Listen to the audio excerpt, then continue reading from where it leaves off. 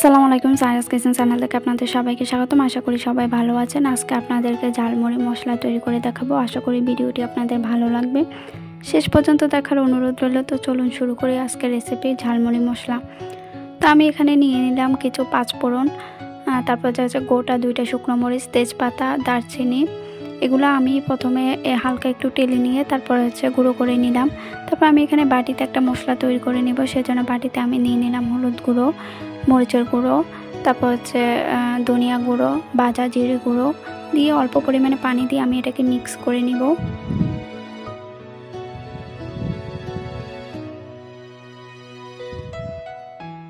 এই যে আমার মিক্স করা হয়ে গিয়েছে। এখন আমি পরবর্তী ধাপে চলে যাব। এখন আমি কড়াইতে তেল দিয়ে দিলাম।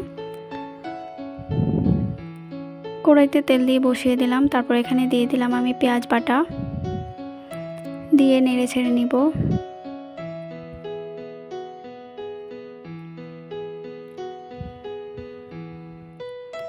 তারপর এখানে আমি দিয়ে দিব 1 টেবিল চামচ আদা বাটা, 1 টেবিল চামচ রসুন বাটা, দিয়ে আবার নেড়ে নিব।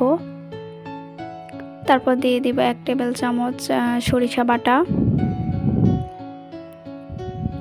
তারপর যে মশলাটা আমি মিক্স করে রেখেছিলাম ওইটা দিয়ে দিব এখন, দিয়ে সবগুলা ভালোভাবে আবার মিশিয়ে নিব।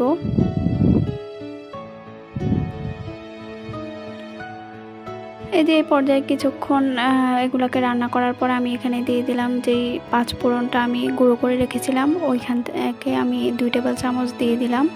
এই যে আমার ঝালমুড়ি মশলাটা কিন্তু একদম হয়ে আসছে, দেখুন কালারটা খুব সুন্দর হয়েছে। এখন আমি নামিয়ে নিব। আমার মশলাটা একদম তৈরি। তো এই মশলাটা আমরা কিন্তু অনেক দিন ধরে বাসায় সংরক্ষণ করে রাখতে পারি বয়মে ঢুকিয়ে।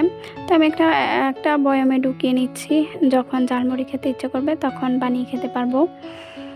তো এখন আপনাদেরকে আমি ঝালমুড়ি বানিয়ে দেখাবো। তো আমি ঝালমুড়ি বানানোর জন্য এখানে নিয়ে নিলাম মরিচ কুচি, তারপর পেঁয়াজ কুচি, শসা কুচি, লেবুর চামড়া সহ কুচি করে নিয়েছি। আর এখানে আমি ডাবলি বুট নিয়েছি, কারণ ঝালমুড়িতে আমার ডাবলি বুটটাই বেশি ভালো লাগে ছোলা বুট থেকে।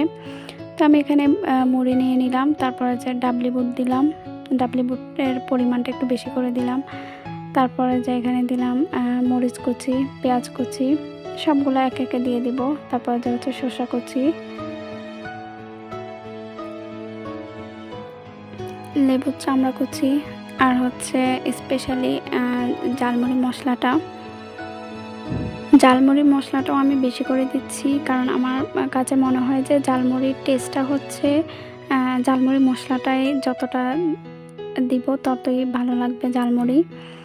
তো এই যে আমার ঝালমুড়ি মাখানো একদম হয়ে গিয়েছে। এখন আমি একটা বাটিতে নিয়ে নিব। এই যে দেখুন কতটা সুন্দর হয়েছে, এটা খেতেও কিন্তু খুব ভালো হয়েছে।